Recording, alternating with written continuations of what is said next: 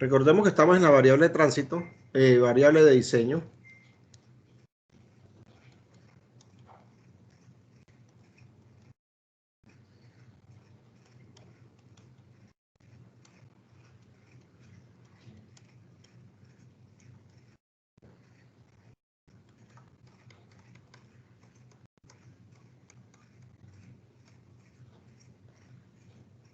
¿Cuáles son las variables para diseño?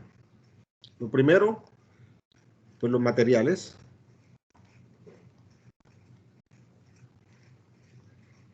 Llámese materiales, básicamente los materiales concernientes a firmado,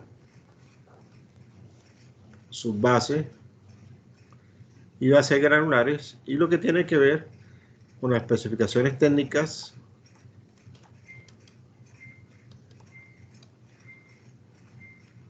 y con lo que son los respectivos ensayos de laboratorio. Posteriormente, sigue la siguiente variable, que es la variable de la subrasante.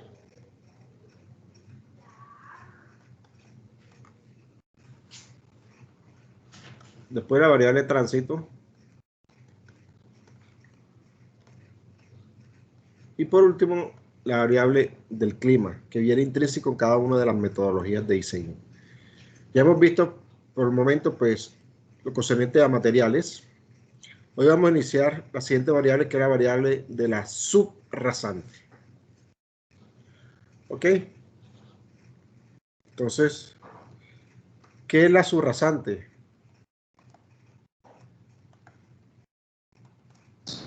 Ingeniero, es como el suelo que sirve como para fundición de un pavimento, ¿no? Sí, correcto. Terreno natural, profe. El suelo tratado, ingeniero. Conocemos como subrasante la fundación o apoyo donde va a ir la estructura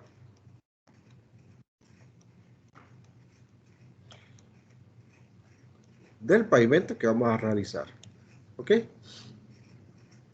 Entonces, para conseguir ese subrasante, pues obviamente hay que descapotar el terreno, quitarle toda la capa vegetal, la materia orgánica.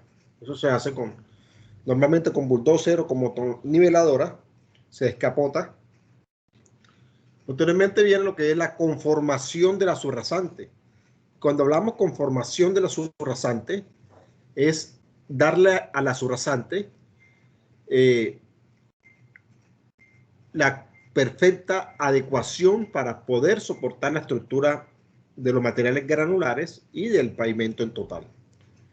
Y conformar es pasarle la motoniveladora para darle las pendientes transversales de bombeo, para darles el cunetaje respectivo, hacerle los encoles y descoles por donde va a entrar y salir el agua, y lo que es el proceso de compactación con vibro. ¿Ok? Entonces, eso es darle conformación a esa subrasante. Entonces, hay que conformar esa subrasante.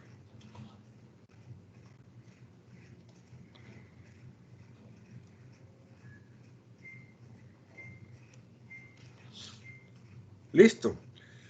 Entonces, después de darle la conformación de esa subrasante, nosotros debemos de saber en qué condiciones está esa subrasante. Es decir, tenemos que hacerle una evaluación o exploración geotécnica.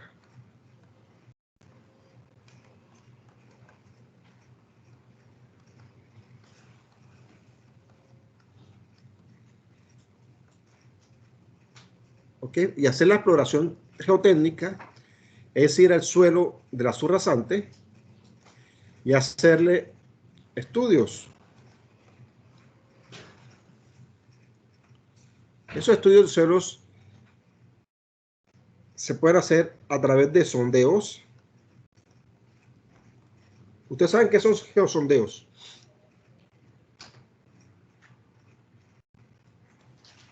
Ustedes saben que son Lo que no sondeos. son las perforaciones que se le hacen Sin el- al suelo para sacar muestras. Correcto, hacer sondeos es penetrar en el suelo unos tubos que nosotros llamamos tubos Chilby a unas profundidades, para el caso de pavimentos, de 1.5 a 3 metros de profundidad. ¿Ok? Y lo que hacemos con esos sondeos es poder determinar, primero, cuáles son los espesores de cada capa del suelo. ¿Sí? Es decir, lo que nosotros llamamos la estratigrafía.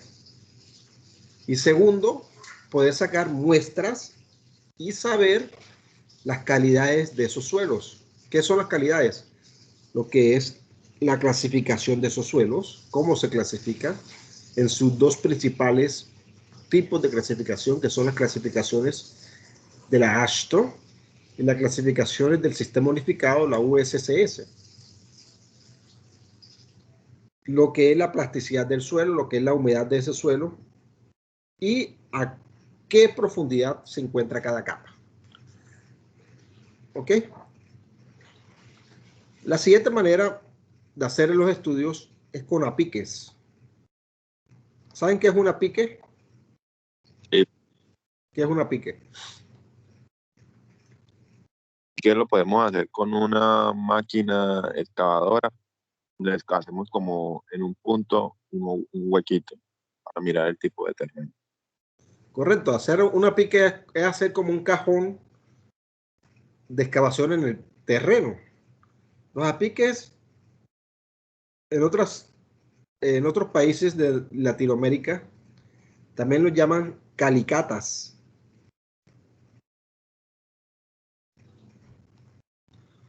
¿Ok? Y es hacer un hueco.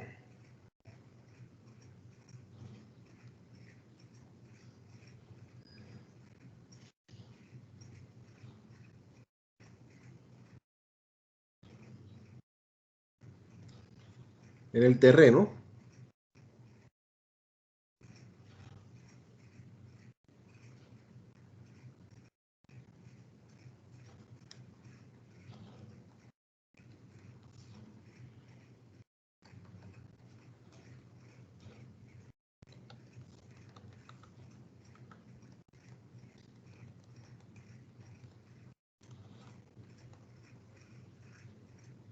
Pues este terreno natural, hacerle un huequito, por lo menos de 80 por 80, por lo menos. ¿Ok? A una profundidad H,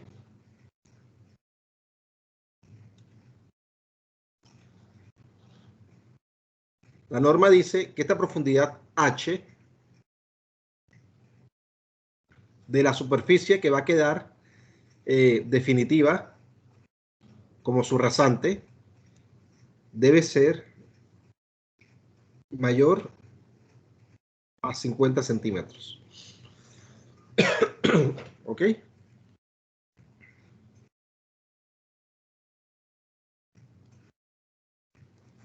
Entonces, esos son los apiques que hay que realizar.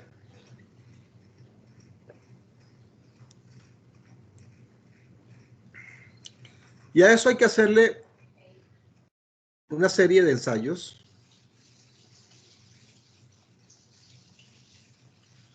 a las muestras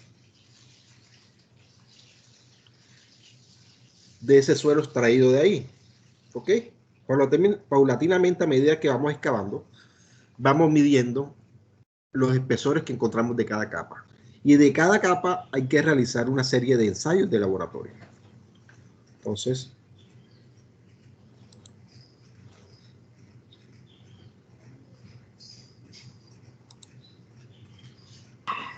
Ingeniero, digamos, o sea, ¿y qué diferencia hay, o sea, entre los sondeos y los apiques, ¿no?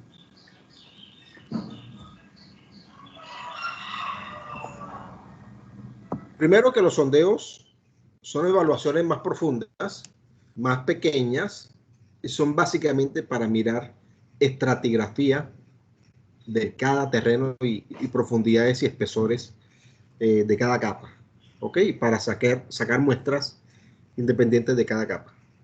A piques son huecos rectangulares o cuadrados que se realizan para extraer una muestra para evaluar la capacidad de soporte de ese terreno, ¿ok?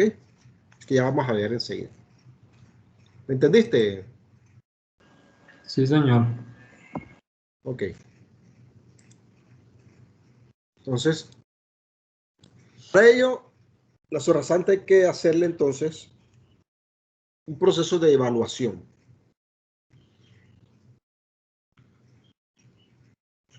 Debemos de definir cuánto es la capacidad de soporte o la resistencia que tiene ese suelo de la subrasante. Y aparte de eso, debemos de caracterizar cuáles son las propiedades físicas mecánicas de ese suelo. Entonces, ya hacemos lo que es la exploración geotécnica.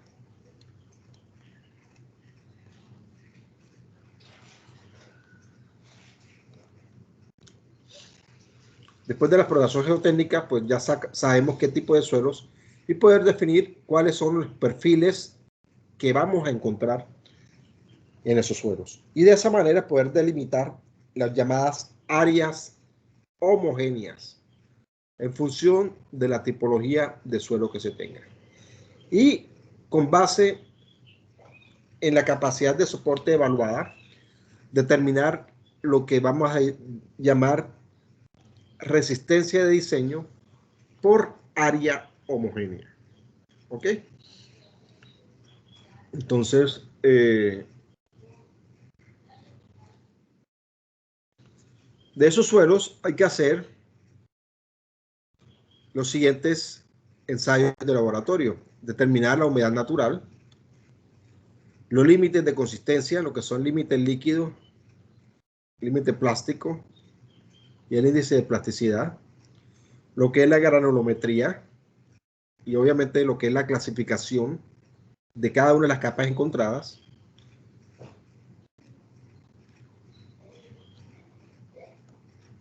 lo que son procesos de evaluaciones de compactación o densidad de campo,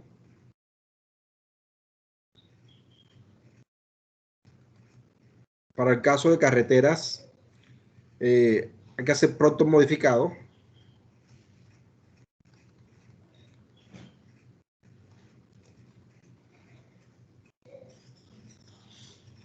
y evaluar la resistencia de esos suelos, es decir, cuál es su capacidad de soporte. ¿De soporte para qué? Para soportar las cargas de tránsito, para soportar el peso de todas las capas de la estructura del pavimento, para soportar el clima. ¿Ok? Entonces, dentro de la exploración de la subrasante, esos ensayos de laboratorio, pues, el primero que les dije, pues, hay que hacer ensayos de clasificación, ensayos granulométricos, determinación de los índices de plasticidad. ¿Cómo se llama el instrumento para los límites de consistencia?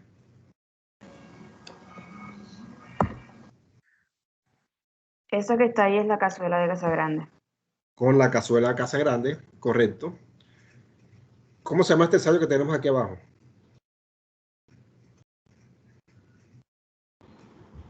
Son los límites de plasticidad, ¿no? Exactamente este que tenemos acá abajo, ¿cómo se llama? ¿Mm?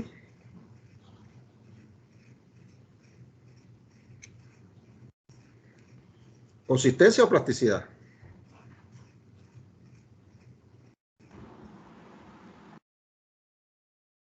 Esa es plasticidad que se hacen unos rollitos con el suelo. Aparte de eso, pues entonces determinar la clasificación de sus suelos.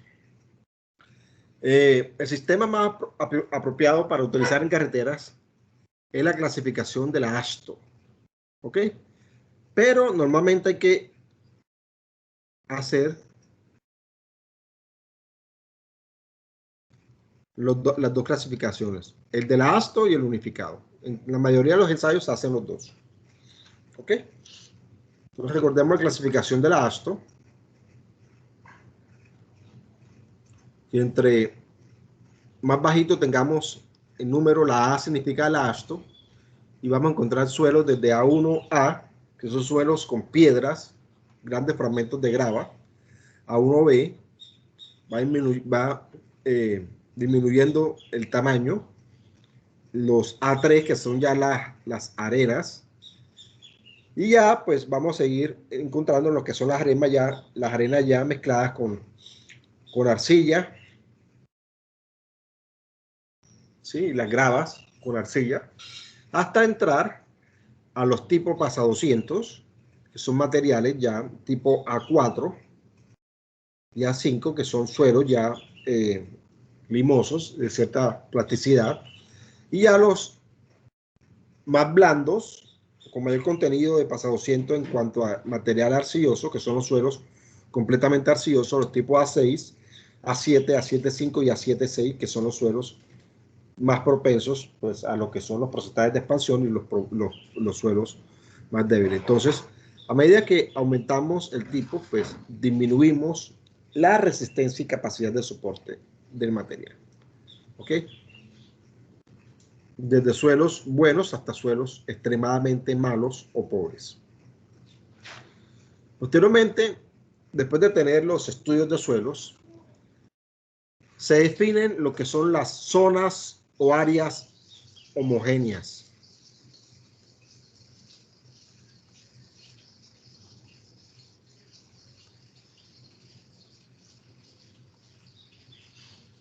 Es decir, a partir de las clasificaciones de los suelos, nosotros podemos elaborar zonas que tengan la estratigrafía, de acuerdo con las perforaciones realizadas, las estratigrafías más parecidas. ¿Ok? Entonces se escogen las secciones más parecidas en cuanto a clasificaciones de suelos y se elaboran zonas homogéneas por heterogeneidad en los suelos. ¿Ok? Y se debe realizar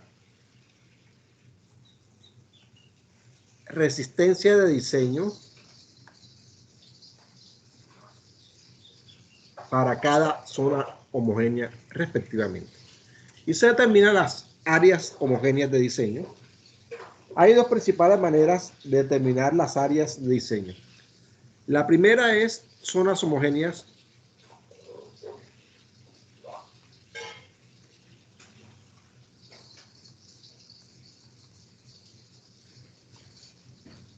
según el tránsito.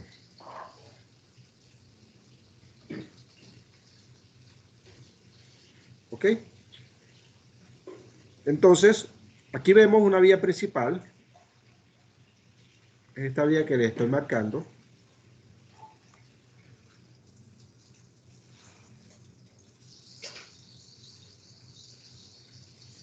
Es una vía principal que va desde el kilómetro cero como inicio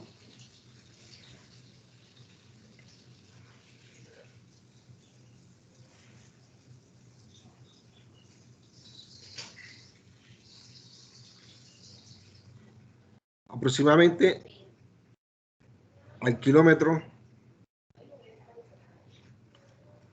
47. ¿Ok? Al inicio, pues tenemos un tránsito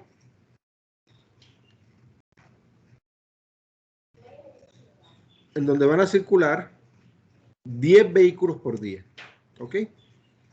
Entonces tenemos una zona de circulación aproximadamente solamente de 10 vehículos por día. Confluye una nueva vía, entra una nueva vía a la vía principal y me va a aumentar de 10 vehículos por día a 50 vehículos por día en esta zona. ¿Ok? Entonces voy a tener otra tipología de terreno con mayor vehículo. En este punto, que es el kilómetro 27, ingresa otra vía. Dos vías ingresan al mismo punto. y se me va a subir la cantidad de flujo vehicular de 50 a 110 vehículos por día en toda esta zona. ¿Ok? Me va a aumentar la cantidad de vehículos pesados y voy a tener otra zona homogénea según el tránsito. A este punto me va a confluir otra vía y me va a elevar a 140 el tipo de tránsito y voy a tener otro tipo de zona homogénea. Es decir, según el tipo de tránsito, vamos a tener una zona homogénea, dos zonas homogéneas, tres zonas homogéneas y cuatro zonas homogéneas diferentes. Y para cada zona homogénea hay que hacer un diseño de capacidad de soporte y un diseño de pavimentos. ¿Ok? Esto en cuanto a tipología o zonas homogéneas según el tránsito. La segunda manera de elaborar zonas homogéneas es según el tipo de suelo encontrado. Ok, después entonces de realizar los sondeos en los apiques, desde el kilómetro 0 hasta el kilómetro 47,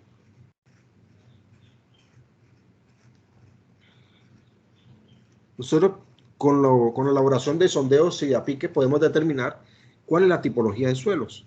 Y en función de esa tipología de suelos, podemos clasificar las zonas. ¿Ok? Y vamos a encontrar la primera zona con un tipo de suelo, por ejemplo, de areniscas. La segunda zona, tipo de suelo ya mezclados de arenisca con material de pizarra. La zona 3, que es una zona ya de material granular. La zona 4 ya es una zona no solo de material granular, sino de arcilla mezclada con material de pizarra, ¿sí? Con una capacidad portante inferior. La zona 4 se divide en dos zonas, 4A y 4B. La zona 5 ya es una zona en donde se aumenta un poco más la capacidad de soporte de ese suelo, de arenisca con pizarra, pues la arcilla disminuye. Y la zona 6 es una zona ya completamente de areniscas. De esa manera entonces tenemos diferentes tipos de suelos a lo largo de toda la vía. Es decir, en este caso tendríamos 6 diferentes tipos por clasificaciones de los suelos. Y por ende vamos a tener diferentes zonas que van a tener diferentes resistencias de suelos. ¿Ok? Entonces, esta es unas zonas homogéneas en función del tipo de suelo. Y para cada zona homogénea, en función de esa tipología de suelo, se debe de analizar la resistencia de soporte, se debe de realizar lo que es el cálculo, el diseño de resistencia y se debe de realizar para cada zona homogénea un diseño diferente de pavimento. ¿Ok? De esas dos diferentes maneras de realizar zonas homogéneas, la más empleada es la segunda, que es zonas homogéneas por clasificación de suelo. ¿Ok? Y que es la que rige. De esa manera, entonces, se definen diferentes resistencias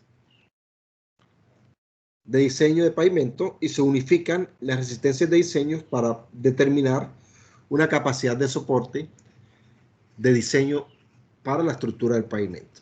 ¿Ok? Entonces, se clasifica cada zona y se elaboran los diferentes ensayos de resistencia de suelos.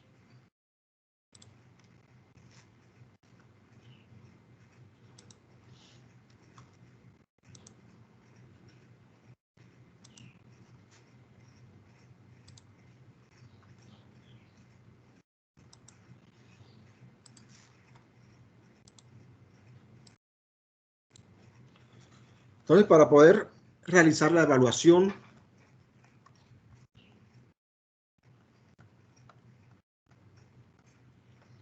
de soporte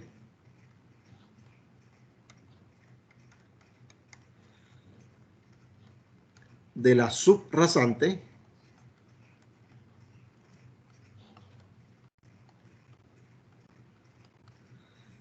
hay que hacer una serie de ensayos de laboratorio.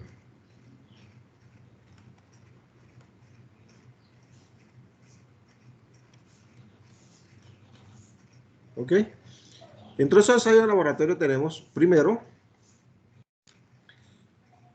lo que es el ensayo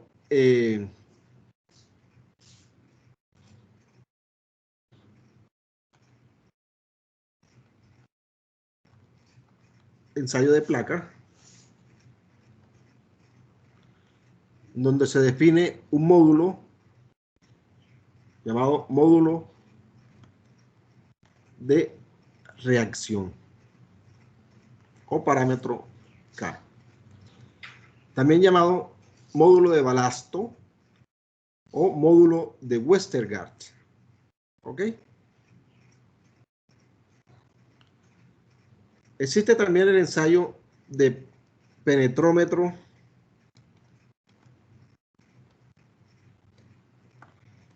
dinámico de cono, comúnmente conocido como PDC, penetrómetro dinámico de cono, en donde se define lo que es el número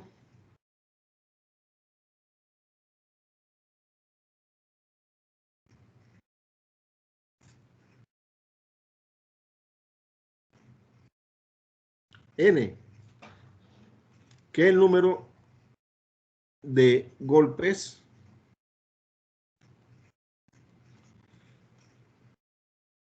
por la penetración que se realice. ¿Ok?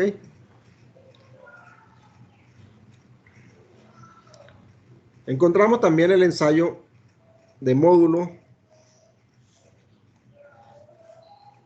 resiliente,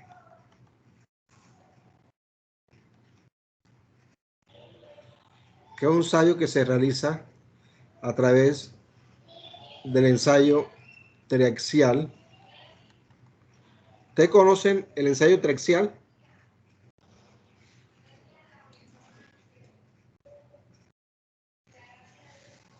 ¿Sí o no? No, ingeniero. ¿Ustedes no vieron en suelos ensayo triaxial o en cimentación ensayo triaxial? En cimentación, ingeniero. Por eso, pero no hicieron ni le explicaron en qué consistía el ensayo triaxial. Ingeniero, como ahora es que estamos dando cimentaciones, entonces aún no nos lo explican. Ah, ok. En el ensayo triaxial hay dos maneras de hacerlas: con carga dinámica y para carga estática. Para carga dinámica se simula el paso de los vehículos generando una presión de manera axial de forma cíclica. ¿Ok? Entonces, ese es el ensayo explícito que se realiza para este módulo resiliente, que es el ensayo triaxial cíclico. ¿Sí?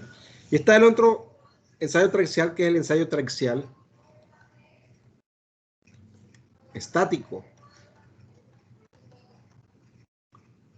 que es el que ustedes van a ver en cimentaciones, en donde a la muestra se le ejerce una carga de manera axial hasta llevarla a la rotura o a la falla. ¿Sí? Se le da una carga permanente hasta que falle la muestra. ¿Ok? Entonces, de esa manera se define el módulo resiliente. Y el otro ensayo es el ensayo de Californian Bearing ratio. ¿Ok? Comúnmente conocido como el ensayo de CBR, que es el ensayo de capacidad de soporte o valor relativo o valor de soporte del suelo. ¿Sí? Entonces, estas son los ensayos básicos para poder determinar la capacidad de soporte de la subrasante. Con cualquiera de ellos se puede realizar, pero ahora veamos entonces en qué consiste cada uno de ellos y cuáles son las características que nos dice cuál hacer en cada caso. ¿Ok?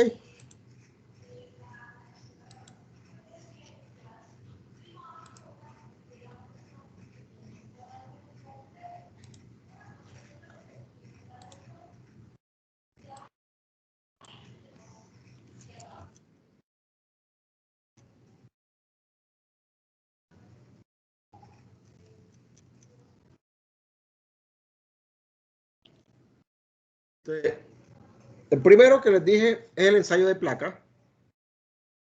Este ensayo de placa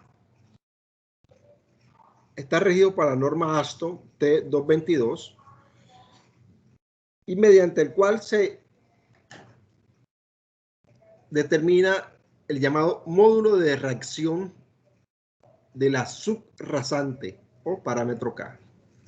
Normalmente este ensayo de placa se realiza para pavimentos rígidos. ¿Ok? Y lo que nos hace básicamente es ese módulo de reacción K es como una evaluación o un análisis comparativo a través de una constante de resorte que se simula con este ensayo para simular cuando se recibe las cargas en las losas de concreto. ¿Ok? Entonces, se determinan las deflexiones al aplicar las cargas, las cuales esas deflexiones se simulan con la capacidad de soporte que se simulan a través de unos resortes K. Y esa capacidad de soporte, pues, determina cuánto se deflecta la losa al ejercer la presión. En este caso, estas presiones que se ejercen acá son las cargas de tránsito para la losa correspondiente. ¿Ok? Aquí, en este ensayo de placa, pues, se lleva, se hace una pique, un hueco en el terreno. En ese hueco se instalan unas placas metálicas circulares, como la que vemos aquí. Son unas placas circulares.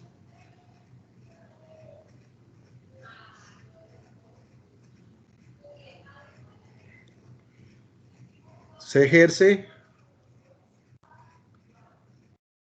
a través de un gato hidráulico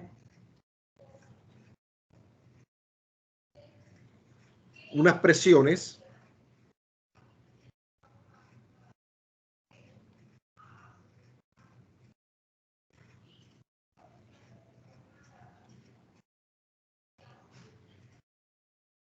que penetran estas placas dentro del terreno,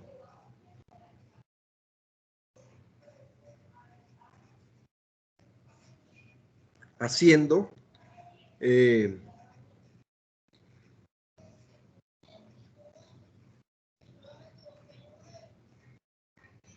presión en una defensa metálica de un vehículo. ¿Ok? Y se determinan las deflexiones que se generan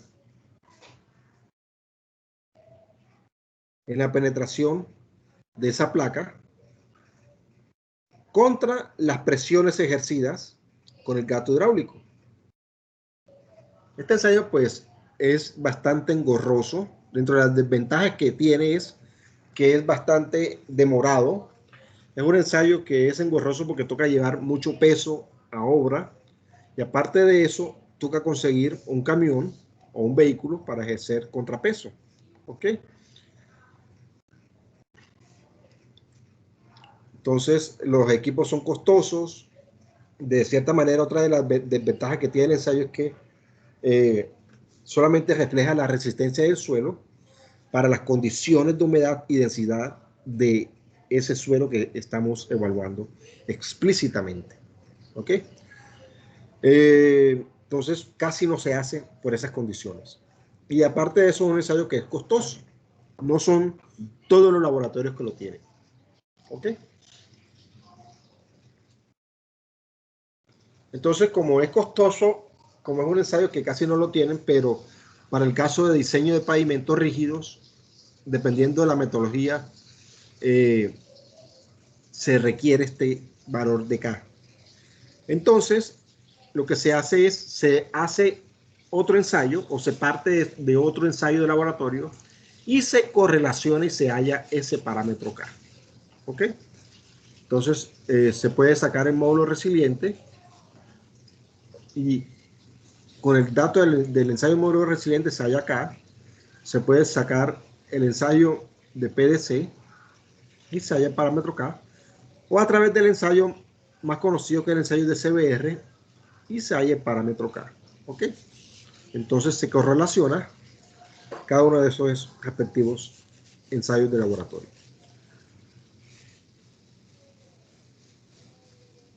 El siguiente ensayo es el ensayo de módulo resiliente.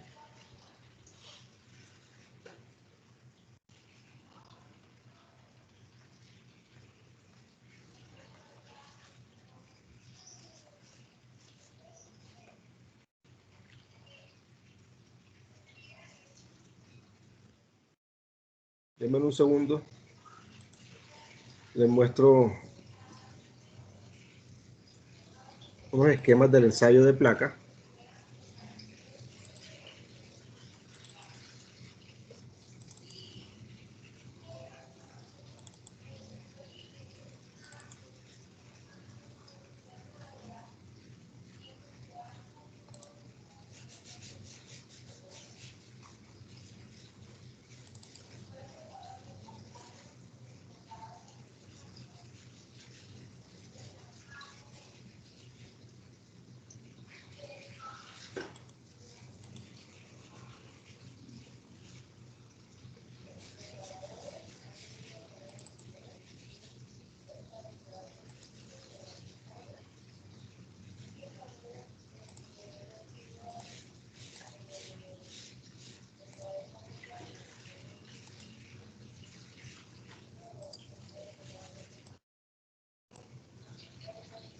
Les traigo un esquema, un perfil de ese ensayo de placa que les acabo de decir, en donde una vez se tenga el suelo o terreno natural, que es este, se le colocan las pesas encima, se coloca una viga metálica que se ancla al terreno, se coloca el gato hidráulico apoyado en una viga de reacción o de carga. Entonces se determina el parámetro K, que se llama módulo de reacción de la subrasante, o también se llama módulo o coeficiente de balasto o módulo de Westergaard. Y ese parámetro K se define como la relación que existe entre el esfuerzo para ejercer 10 libras por pulgada cuadrada entre la deflexión promedia obtenida al penetrar esas placas metálicas dentro del terreno. ¿Ok? Entonces, se hallan los ensayos de las cargas, se mide la deflexión y se obtienen curvas de carga de flexión promedio para cada diferente tipo de suelos. ¿Ok? El siguiente ensayo es el ensayo de módulo resiliente. Este ensayo de módulo resiliente, vamos a llamarlo MR minúscula, regido por la norma ASTO T222 y la norma colombiana está regida por la norma INVIAS, el ensayo E156. Entonces, se tiene un ensayo triaxial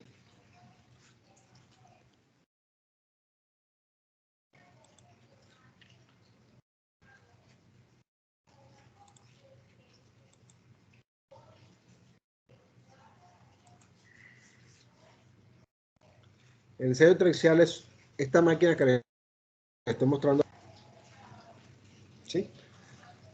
Que es un cilindro de plástico en donde la parte superior pues tiene soportes metálicos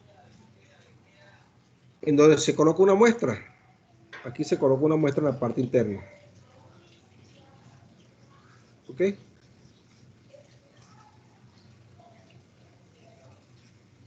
Se saca suero del terreno natural, se cubre con una membrana de plástico y se mete, se le ponen dos placas porosas en la parte superior y en la parte inferior y se introduce dentro de esta cámara de plástico cilíndrica. ¿Ok? Posteriormente se llena de un líquido, generalmente es agua, y ese líquido se controla la presión de ese líquido de tal manera que se tiene una presión de confinamiento de la muestra. Y al mismo tiempo se le coloca una carga axial a la muestra. ¿Sí? Se le aplica una carga axial a esa muestra, ¿sí? Sumergida y con confinamiento. Entonces, la diferencia entre el ensayo triaxial estático, que es el que hay en la universidad, y el ensayo triaxial cíclico, radica en que el ensayo triaxial estático se le aplica la carga axial a la muestra confinada en agua hasta que la muestra falla. Se le aplica una carga continua. En contraste, el otro ensayo, que es el ensayo triaxial cíclico, que es el que se utiliza para el módulo resiliente, que es el que estamos viendo, la carga que se aplica es una carga cíclica. ¿Cómo así? Se carga la muestra y se suelta. Se carga la muestra de manera axial y se suelta. Se carga la muestra y se suelta. Esos efectos de cargas cíclicas es para simular los pasos del tránsito sobre la estructura del pavimento, hasta que la muestra no se recupera más. Cuando yo ejerzo una carga cíclica a la muestra y suelto, esta muestra trata de recuperar su forma. ¿Ok? Es decir, yo flexiono con carga y la muestra se deflecta de dos maneras. Entonces, tenemos la muestra.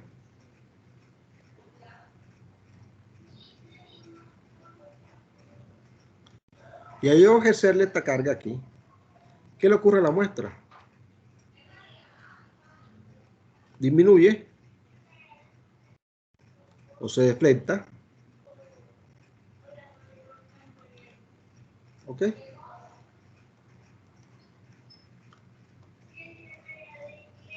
Pero también trata de ampliar su diámetro. ¿Ok?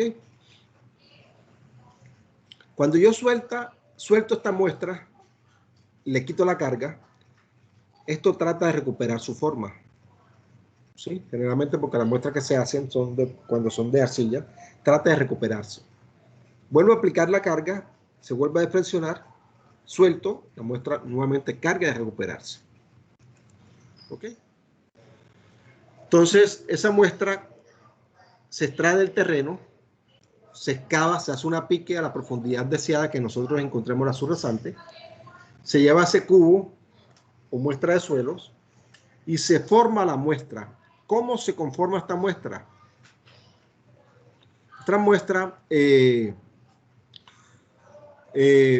monta en un plato giratorio similar a los platos de donde hacen alfarería, en donde con un pedal se va rotando una mesa circular y se hace un cilindro similar a la muestra en donde se tienen alturas de 20 centímetros por 10 centímetros de diámetro. ¿Ok? Entonces se excava o se preforma hasta esa muestra. Posteriormente se coge una cegueta y se quita la cegueta y se coloca un alambre y se coloca encima de la mesa circular que gira. Posteriormente vamos presionando el pedal y la muestra va girando y le vamos dando forma cilíndrica a la muestra con el alambre y preformamos la muestra. Una vez tengamos la muestra en forma cilíndrica, aproximadamente de 20 centímetros de alto por 10 centímetros, la cubrimos de una membrana de látex y le colocamos 2 piedras porosas circulares arriba y abajo. Posteriormente la sumergimos dentro de la cámara de confinamiento del ensayo triaxial cíclico y lo llenamos de líquido. Normalmente ese líquido es agua. Posteriormente, pues confinamos el agua a las presiones que nosotros queremos realizar con las presiones de confinamiento y ejercemos cargas cíclicas de manera axial. ¿Ok? Cargamos, soltamos, cargamos y soltamos.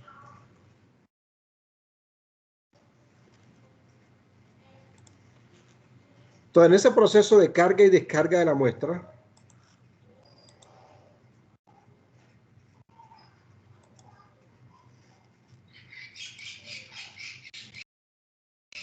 triaxial,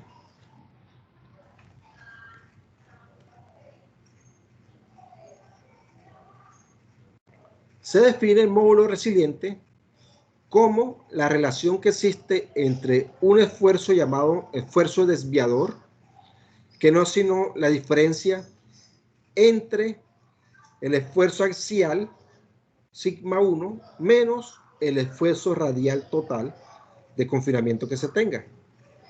¿Ok? Entre la deformación resiliente, SUR, o la deformación total recuperada de la muestra. ¿Ok? Y de esa manera se halla el módulo resiliente. Ese módulo resiliente se halla normalmente o en megapascales o megapascales por metro o en kilogramos centímetro cúbico. ¿Okay? Aquí tenemos ensayos de módulo resiliente. Estos ensayos que les estoy mostrando son ensayos de unas muestras de suelo que tomé en Bogotá a una profundidad de 32 metros. Sí, esto fue tomado, los que conocen Bogotá,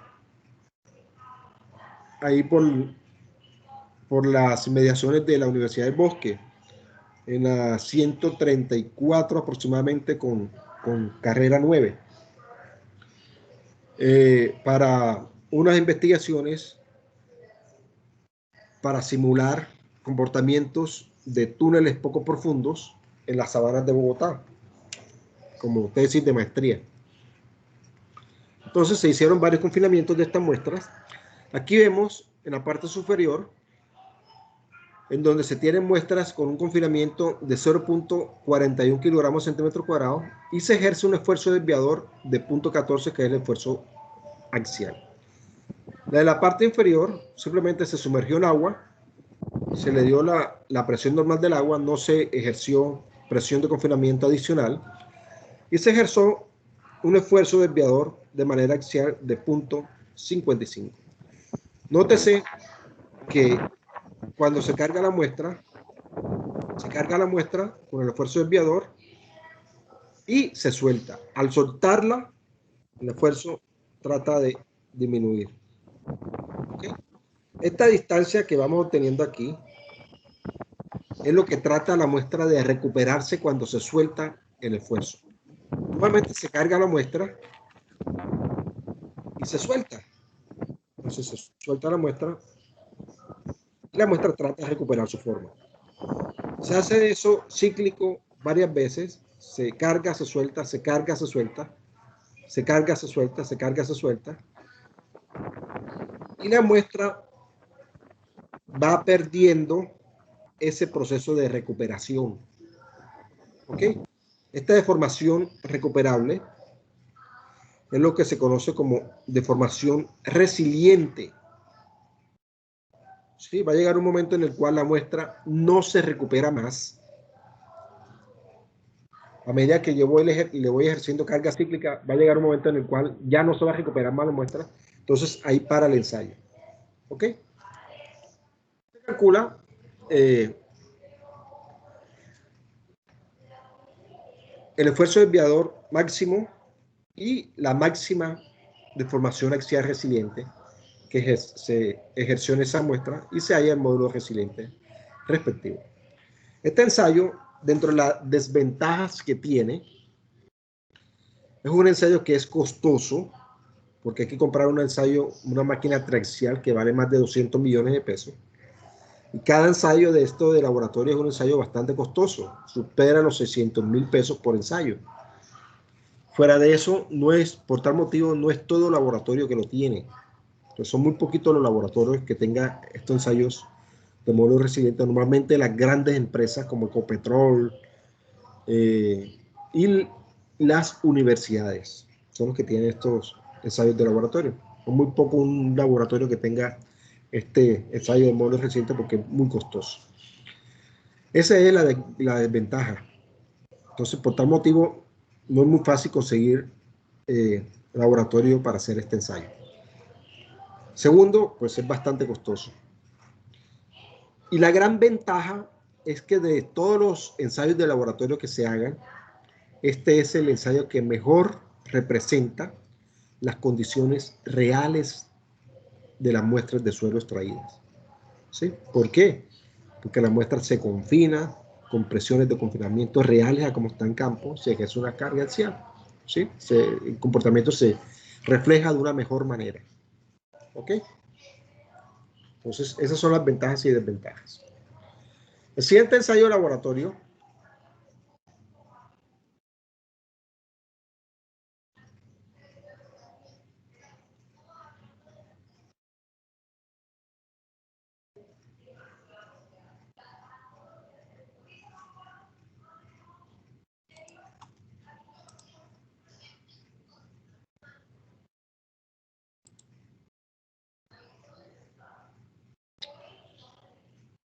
es el ensayo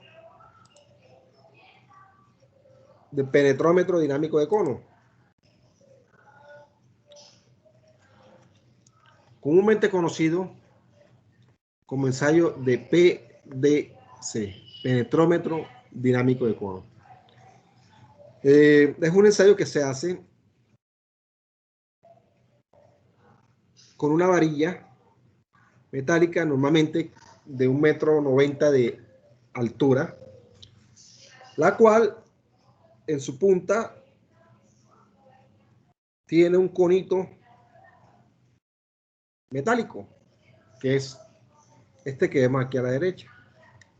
Ese cono metálico lo vamos a encontrar con un ángulo de punta de 60 grados, que es el más común, o de 30 grados. ¿Ok? Y tenemos una parte de lectura de ceros, que es una parte plana,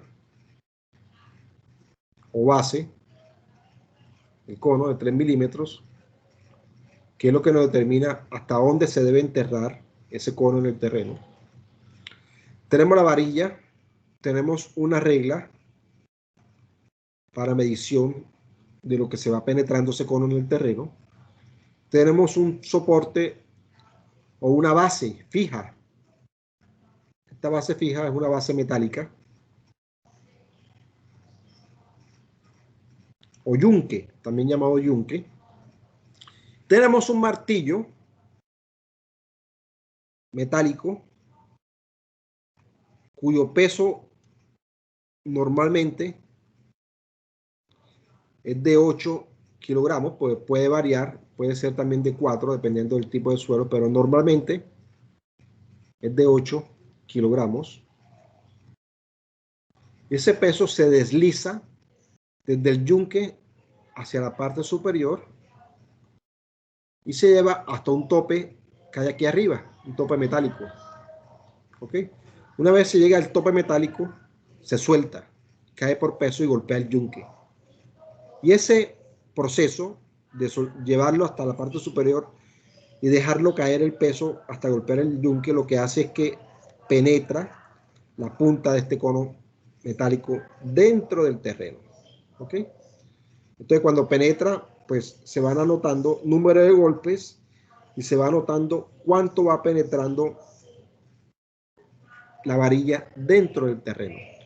Entonces, se cuentan los milímetros que penetra la varilla a medida que se golpea con la masa de 8 kilogramos. Entonces, en función de eso, se determina la resistencia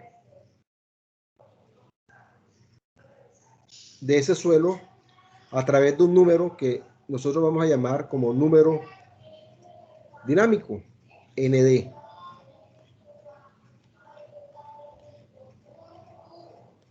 Y ese número dinámico no es sino la penetración medidas en milímetros entre el número de golpes registrados. ¿Ok? Y no es sino la recta o la pendiente total de los registros que se obtengan de la penetración total de la varilla dentro del terreno. ¿Ok?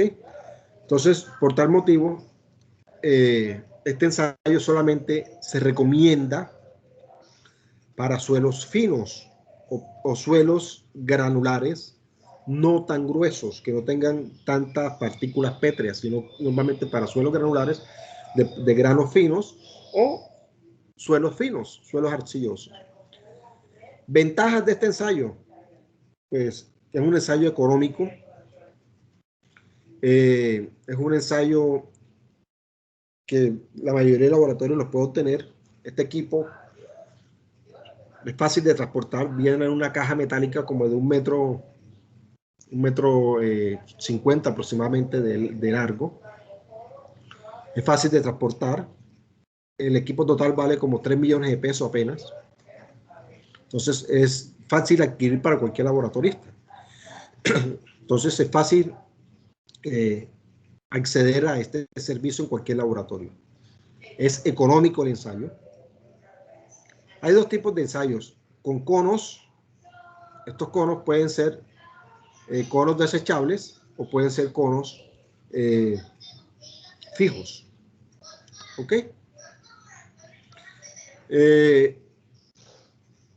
Dentro de las desventajas que tenemos es que es un ensayo muy empírico. No nos representa la capacidad de soporte real del terreno. Simplemente nos da una idea.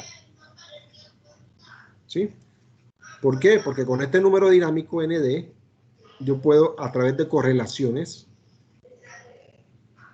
calcular aproximadamente cuál es la capacidad de soporte de ese suelo en CBR.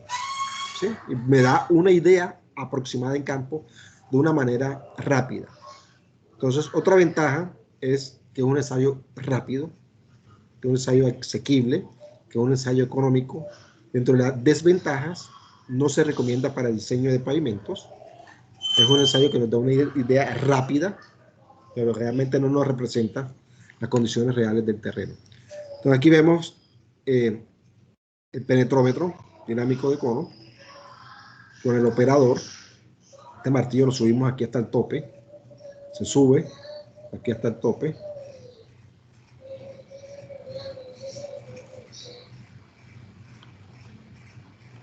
Y se deja caer. ¿Okay? Cae este yunque y el penetrómetro pues entra en el terreno. Entonces hay unas correlaciones entre el número dinámico ND. Recuerden que ese número dinámico no es sino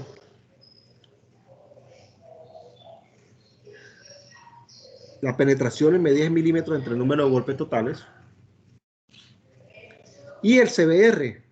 Está la de Harrison, donde dice que ese CBR en porcentaje lo podemos hallar como 405.3 por el número dinámico elevado a la menos 1.259. Está la del Ministerio de Obras Públicas y Transporte de Colombia, en donde se puede calcular este CBR en porcentaje como 565 por el número dinámico elevado a la menos 1.40. Está el británico de la TRL, donde dice que CBR es igual a 302 por el número dinámico elevado a la menos 1.057. Está el ensayo de Klein y Van Harding, que ese CBR en porcentaje se puede calcular como 429 por el número dinámico elevado a la menos 1.28.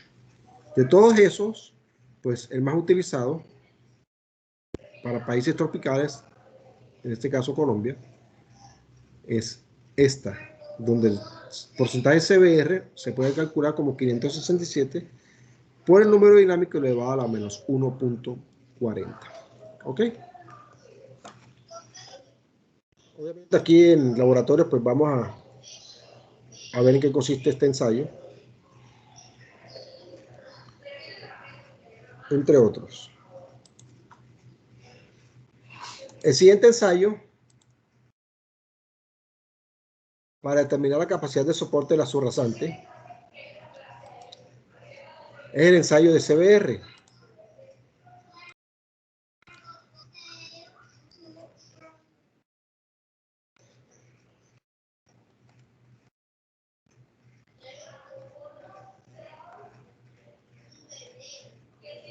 ¿Qué viene de la palabra California?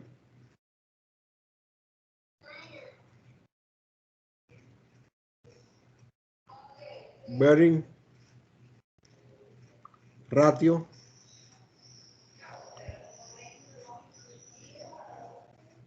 que no es sino relación de soporte de California.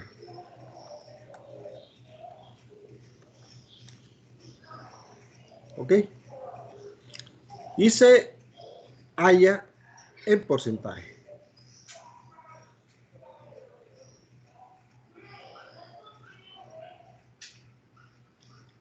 Vamos a ver que hay diferentes tipos de ensayos de CBR.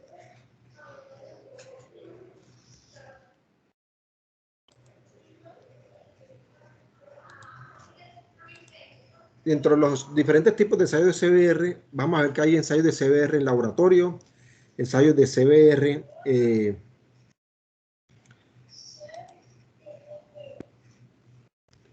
en campo, ensayo de CBR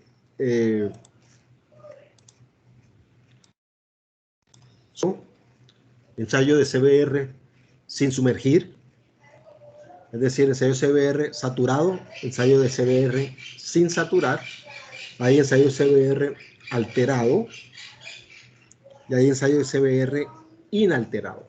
Ya les explico en qué consiste cada uno de esos. Entonces vamos a definir CBR como la relación entre el esfuerzo requerido para introducir un pistón normalizado. Este pistón normalizado es el pistón que utilizaron en California dentro de un suelo que se ensaya y el esfuerzo requerido para introducir el mismo pistón hasta la misma profundidad en una muestra patrón de piedra triturada. En pocas palabras, en California, por allá en 1926 aproximadamente, un grupo de ingenieros se idearon la metodología, cogieron un material de piedra triturada de California, utilizaron un pistón metálico. Este pistón metálico que ellos utilizaron era un pistón que tenía un área circular de 3 pulgadas cuadradas. ¿Ok? Ese pistón se colocó sobre el ensayo de la piedra triturada, la cual previamente se conforma dentro de un molde metálico, como los moldes de Proctor. Se compactan 5 capas. Se pone encima del pistón metálico y se ejerce presión, tratar de penetrar ese pistón dentro del terreno. Entonces se mide cuánto es el esfuerzo que se hace en ese pistón para penetrar ese pistón. 0.1 pulgadas, 0.2 pulgadas, 0.3 pulgadas, 0.4 pulgadas y 0.5 pulgadas. En la muestra patrón en California, ese pistón normalizado, para penetrar en esa piedra triturada, 0.1 pulgadas, se necesitó un esfuerzo de 1000 PSI. Para penetrar 0.2 pulgadas, se necesitó un esfuerzo de 1500 PSI. 0.3 pulgadas, 1900 PSI. 0.4 pulgadas, 2300 PSI. 0.5 pulgadas, 2600 PSI. ¿Ok? Normalmente se hacen solamente los dos primeros, que son los dos más rápidos, porque los otros dos, llevarlos a esas profundidades de 0.3, 0.4 y 0.5 pulgadas, es mucho más demorado. Entonces, el concepto de CBR en porcentajes simplemente es el esfuerzo que yo necesito con el mismo pistón normalizado para penetrar la muestra de mi suelo, 0.1 pulgada, comparada con el esfuerzo que se requirió la muestra patrón a 0.1, que es 1000 PSI por 100%. Y eso me da resultados en porcentaje. Lo mismo el CBR a 0.2 pulgadas en CBR en porcentajes, pues se calcula como el esfuerzo que yo necesito para penetrar en mi muestra de suelos el mismo pistón, 0.2 pulgadas, entre el esfuerzo requerido para la muestra patrón de 0.2 pulgadas, que es 1500 PSI por 100%. Yo tengo porcentaje de CBR. Entonces, normalmente se hace solamente a 0.1 y 0.2. Se toma el CBR mayor, ¿sí? Sí, que normalmente va a ser el de 0.1, pero si el CBR a 0.2 es mayor que el CBR a 0.1, se repite el ensayo. Si sigue siendo mayor de 0.2, se define como es el CBR, como el CBR escogido entre 0.1 y 0.2. ¿Ok? Entonces, le había comentado que hay varios diferentes tipos de ensayos. Está el ensayo in situ, que está regido por la norma INVIAS E169, ¿sí? Por la norma americana, la ASTM DIC 4429, en donde se lleva a campo unos implementos, que es un puente metálico, un gato hidráulico, unos anillos de carga metálicos con unos diales, unas platinas, unos extensores, unas pesas anulares metálicas,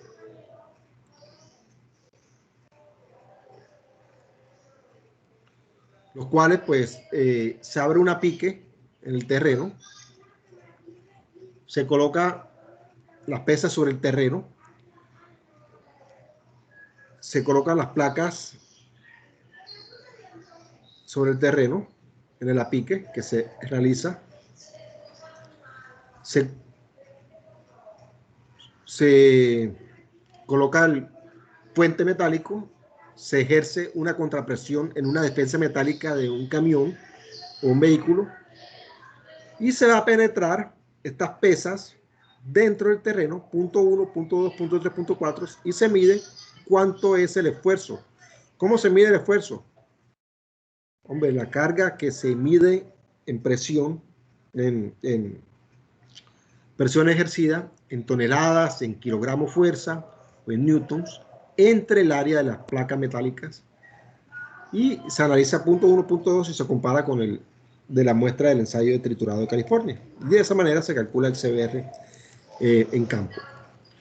El otro CBR es el CBR de laboratorio, regido por la norma INVIAS E148, por la norma americana, la ASTM D 1883 de la ASTO T193, y consiste en coger un molde metálico similar al molde de Proctor que ustedes ya conocen, un molde metálico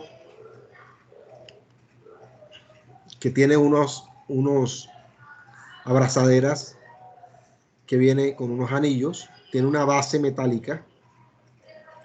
Ese molde metálico se le coloca un disco en la parte interior y se le coloca un anillo de extensión en la parte superior. ¿Ok? Entonces tiene dos anillos de extensión, uno en la parte inferior y otro en la parte superior. Se conforma. ¿Cómo se conforma? Se realiza relleno con el material que vamos a ensayar. Se compactan 5 capas de ese material.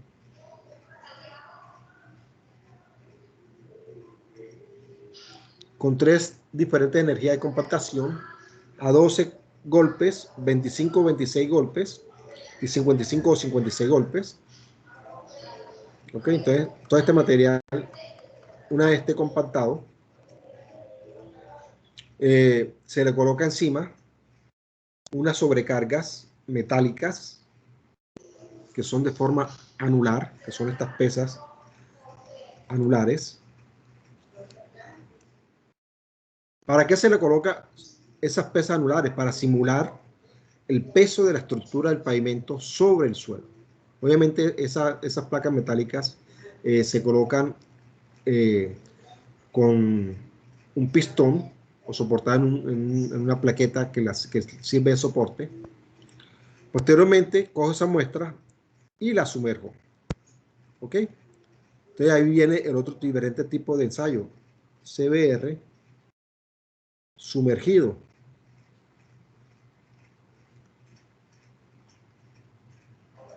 O saturado.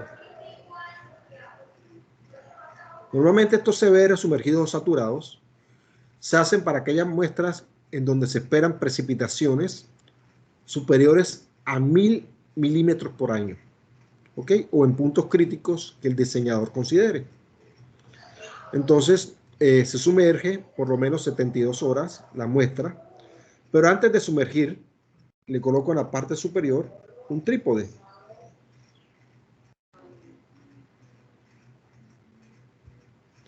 Este trípode, un trípode de expansión, que es este que tenemos aquí, que tiene un dial en la parte inferior que se apoya en el pistón de soporte de las pesas.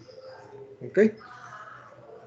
Antes de sumergirlo, pues calibro este trípode en 0, lo pongo en el borde del molde, pongo el dial sobre el pistón de las pesas y lo sumerjo. Después de que lo sumerja, pues este material que está aquí se me va a saturar y como está confinado, la única manera que tiene para expandirse es hacia la parte superior. ¿Ok? Por tanto, pues esto se va a subir y el dial va a determinar cuánto fue la expansión de ese material. Posteriormente lo saco de aquí, lo dejo escurrir por lo menos 40-45 minutos, le quito quito las pesas, quito el pistón y ahora coloco las pesas sin el pistón sobre la muestra, lo llevo a la prensa de CBR,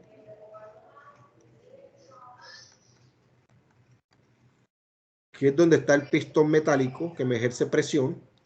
Coloco el pistón sobre la muestra a ras de la muestra, el cual tiene un área de 3 pulgadas cuadradas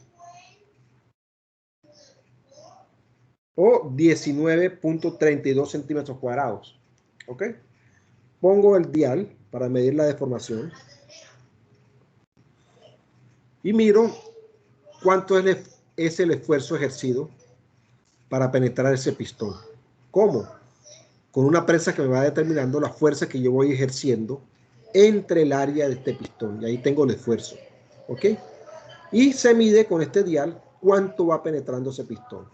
Entonces, para ello, pues se calcula la lectura del dial, se calculan los esfuerzos. Estos esfuerzos, pues se calcula con lo que se lee en la máquina, la fuerza ejercida entre el área del pistón Y se determinan las penetraciones que se van obteniendo a medida que va transcurriendo el tiempo. ¿Ok? Y se haya penetraciones hasta punto 5. ¿Ok? Entonces se hallan las más principales, que es a punto 2 y a punto 1 respectivamente. Se halla la curva de esfuerzos penetraciones. Normalmente puede ocurrir que al principio el pistón no se soporte uniformemente sobre la muestra. Entonces cuando se inicie a ejercer fuerza sobre la muestra de suelo, el pistón termine de cuadrarse o de asentarse. Puede ocurrir entonces que voy a tener una serie de muestras no uniformes. Cuando eso ocurre, se traslada este eje de ceros aquí, ¿ok? Y se sigue el ensayo normalmente, ¿ok? Entonces, se determina el ensayo hasta que finalice el ensayo de la muestra. Entonces, se hace la gráfica de esfuerzo, penetración, para los moldes con 3 energías de compactación distintas, ¿ok? Entonces, la metodología básicamente es: se preparan las muestras con pasatamiz 3/4, se compactan las muestras, 3 muestras, variando los contenidos de humedad para 3 energías de compactación diferentes, 55 golpes, 26 o 25 golpes y 12 golpes, es decir, energía de compactación alta, media y energía de compactación baja.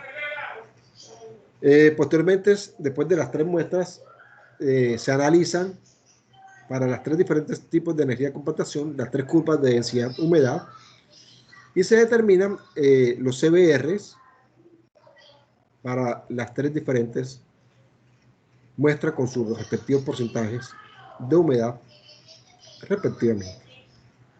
Posteriormente, en la etapa de curado, hay que tener en cuenta con el anillo de expansión qué tipo de muestras tenemos. Se calcula el porcentaje de expansión en lo que se lea en el anillo del anillo de expansión, que es la lectura final obtenida en el anillo, menos la lectura inicial, entre el peso de la muestra por 100%. Si es mayor a 4%, hay suelos expansivos. Si es menor a 2%, los suelos no son expansivos. Si está entre 2 y el 4%, vamos a tener suelos moderadamente expansivos. Ya en la etapa de penetración hay que tener en cuenta que el área del pistón es 3 pulgadas cuadradas o 19.32 centímetros cuadrados, y esa rata o esa velocidad debe de mantenerse constante en el pistón a medida que se va ejerciendo la fuerza y va penetrando el terreno. Hay que mantener una rata aproximadamente de 0.05 pulgadas por minuto. Por eso, pues hay que controlar esas penetraciones cronométricamente. ¿Ok?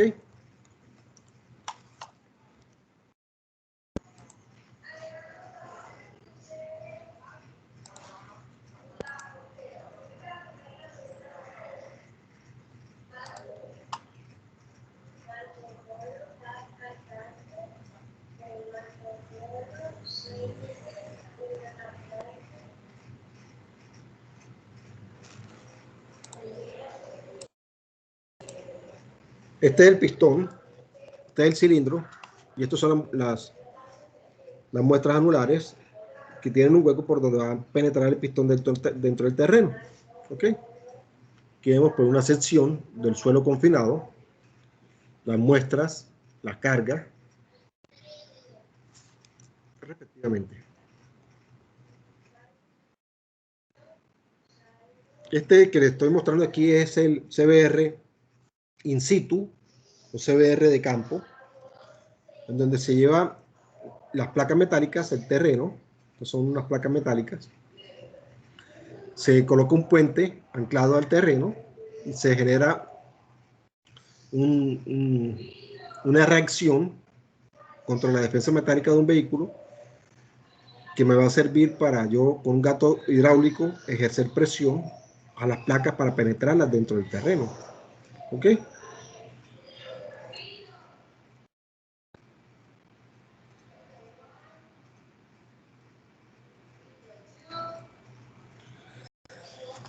Entonces tenemos valores típicos de estos CBR. Del orden de 2 a 5% se clasifica como condición de CBR muy malo para suelos de suelo rasante. ¿Ok? Entonces, para este tipo de suelo no se recomienda utilizarla, sino que ese suelo hay que quitarlo o estabilizarlo.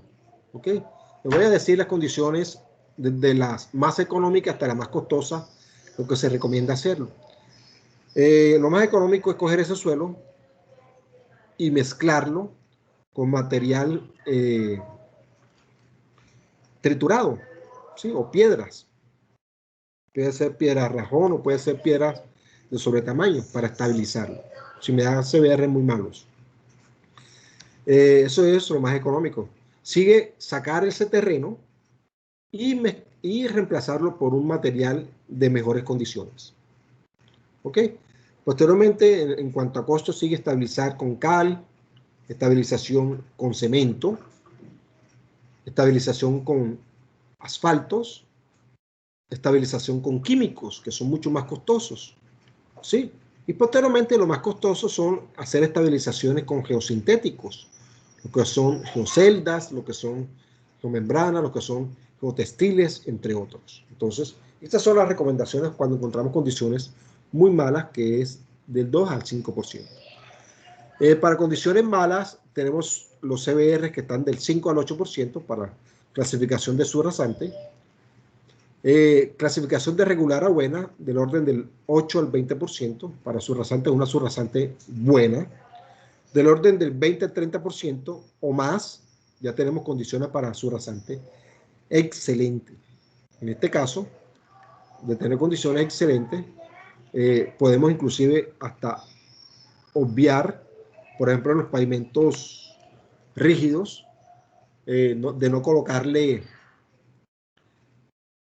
su base granular, sino apoyar la placa directamente sobre la subrasante, cuando la condición es muy buena, siempre y cuando garanticemos uniformidad de apoyo para evitar asentamientos diferenciales. Ya para el caso de subbase granular o materiales granulares, tenemos CBRs superiores al 30%, entre el 30 y 60% pues de condición buena. Para el caso de bases, ya hasta un 80%, la norma dice que el menor CBR para bases granulares debe ser del 80%. Y para CBRs, para el tránsito medio y alto, ya las condiciones son 90 o 95%. ¿Ok? Condición excelente y condición de base granular. ¿Qué sucede en montería? ¿O qué condiciones de soporte en CBR encontramos en montería? Las zonas planas y las zonas cercanas al río Sinú son condiciones de CBR del orden entre el 2 y el 5%. Muy malas, condiciones muy malas. ¿Ok? Por ejemplo, por darle un ejemplo, entre el puente de Río Sinú nuevo, es decir, el puente en concreto, el Nuevo Milenio, que está ahí en la Universidad del Sinú, hasta la glorieta, la salida hacia Arboletes, toda esa variante que se hizo nueva ahí, hace como 15, 20 años atrás, ahí encontramos terrenos de un CBR del orden del 2, 1%, condiciones muy malas. Entonces, ¿qué nos tocó ahí? Nos tocó sacar entre 90 y 1 metro de profundidad material y reemplazarlo por material de mejor calidad, material seleccionado para mejorar esa condición. Todas estas zonas cercanas al río Sinú y las zonas planas, obviamente, a medida que nos acercamos más al río, vamos a encontrar niveles freáticos más altos y suelos más débiles, ¿sí? Entonces, en esas orillas de los ríos encontramos condiciones del orden del 2 al 5%. Y a medida que las zonas se van alejando del río, se va elevando un poquito más la capacidad de resistencia. Ya en las zonas cercanas a las montañas o a las faldas de las montañas, en montaña tenemos CBR del orden entre el 8 y el 12% aproximadamente. ¿Ok? Entonces, esas son las condiciones que encontramos normalmente en nuestro medio. ¿Listo? Entonces, de igual manera, tenemos unas correlaciones entre todos los diferentes tipos de ensayos de laboratorio que les acabo de decir y el ensayo de CBR. aquí les muestro otra. Ya les dije entre CBR y el penetrómetro dinámico de cono, es decir, el número dinámico. Aquí tenemos las correlaciones entre el módulo resiliente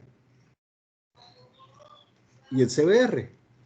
Entonces, estas son las correlaciones según Lister y Power para CBR del 2 al 12%.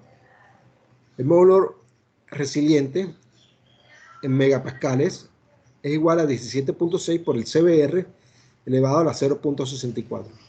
Según los investigadores Euclid and Clone, para CBR menores al 10%, se puede calcular el módulo resiliente como 10 veces el porcentaje de CBR.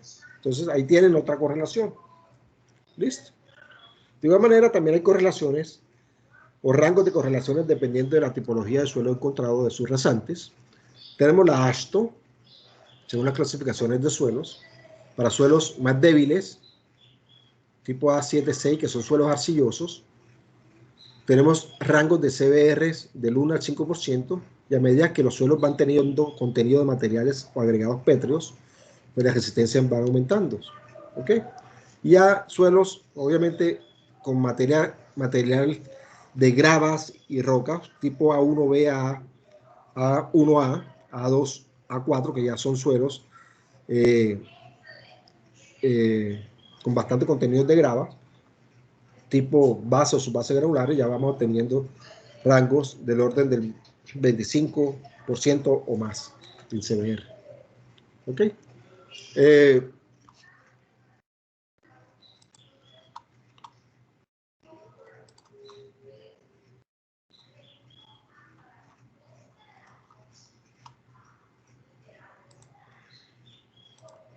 Me van a responder, por favor, solamente responder. Sebastián Argel, ¿está ahí? Sebastián Argel. Dígame, profe. Ok. Ángela Icardi. Ángela Icardi. Cuénteme, profesor. Cuéntame.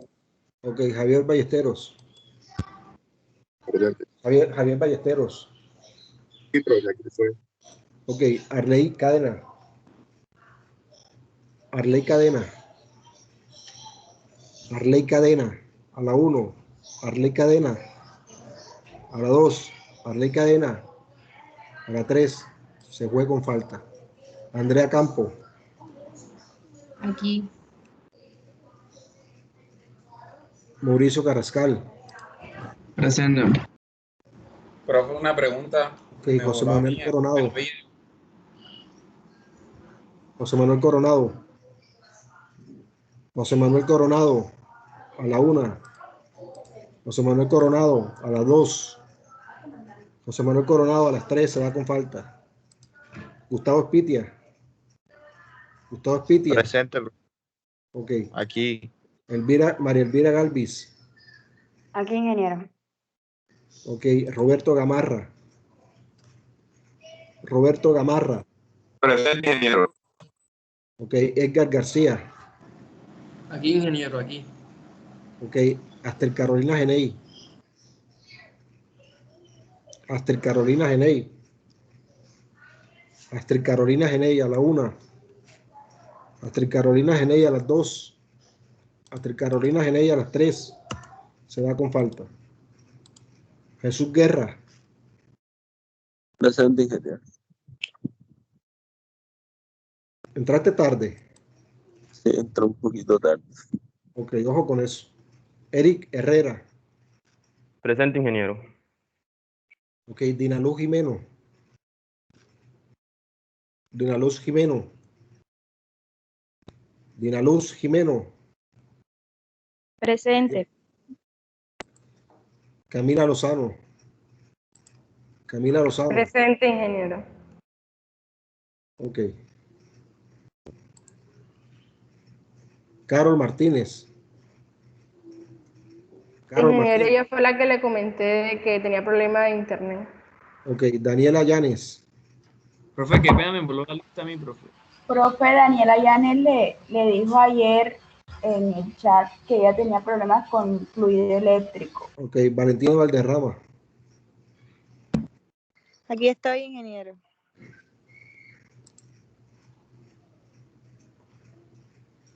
José Rodolfo Usta. Aquí, ingeniero. Yanielka.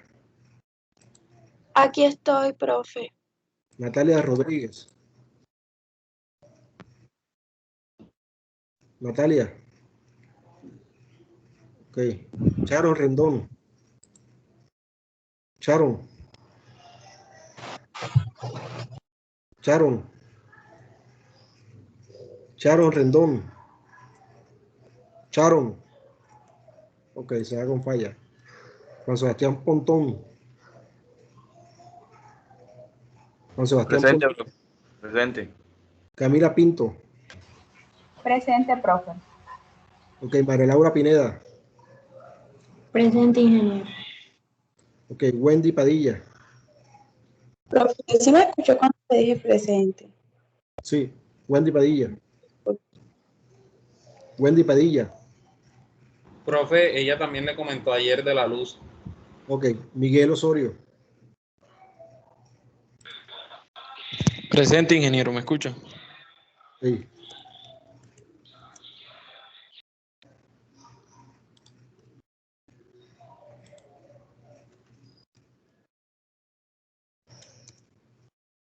Profe, a mí no me llamó, profe.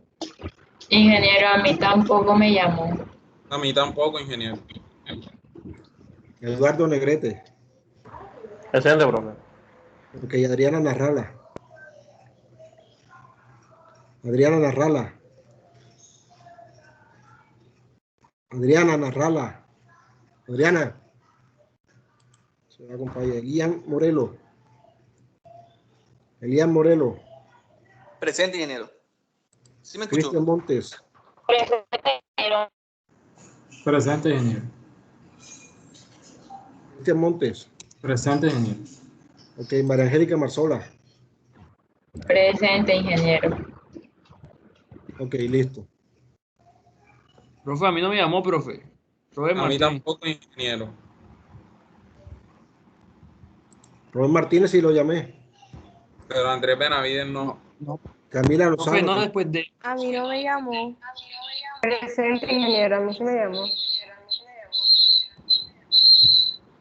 Bueno, listo chicos, entonces dejemos ahí, nos vemos en la próxima clase. Ingeniero, Ay, a mí no me llamó. no me escuchaba.